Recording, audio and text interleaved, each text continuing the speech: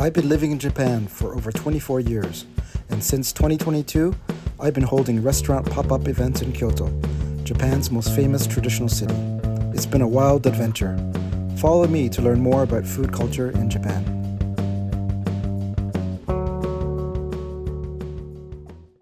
Hi everybody, Eric here. Today I thought I'd talk about why I started the Noodle Bar in the first place. 1. Bad Chinese food in Japan. Too harsh? I should say then, Chinese food in Japan is different than in other countries. One reason is immigration.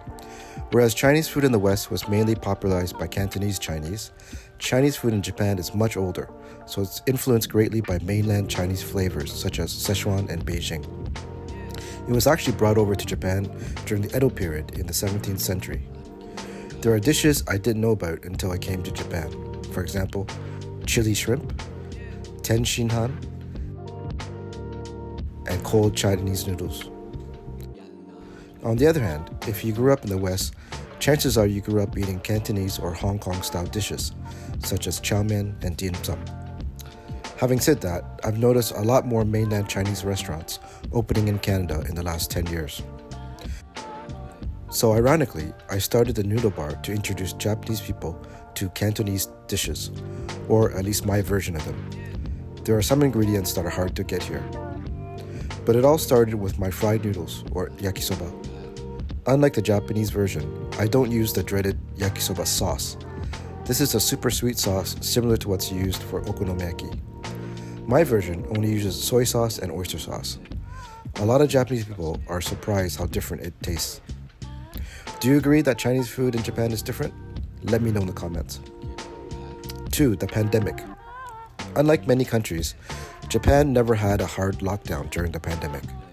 Only restaurants were closed at times or they couldn't serve alcohol. Nevertheless, many of us worked at home. I ended up teaching my university classes online and it became very tiring. I really missed interacting with people. But during that time, I ended up cooking a lot and having friends over. When I started the Noodle Bar in June 2022, Japan still had mask restrictions and other COVID regulations, but things eventually opened up.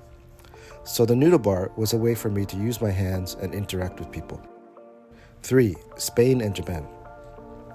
My original idea was to combine 3 cultures I love: Chinese food, Japanese standing bars, and tapas culture. I've been all around Asia and I haven't really seen standing bars like we have in Japan. These are great, super cheap, and convenient. They also reminded me of tapas bars in Spain, another country I love. So at the Noodle Bar, I always have a standing space so people can casually come and go and interact. Along with noodles, I also serve tapas-style dishes or appetizers. Also, Japanese people love to drink.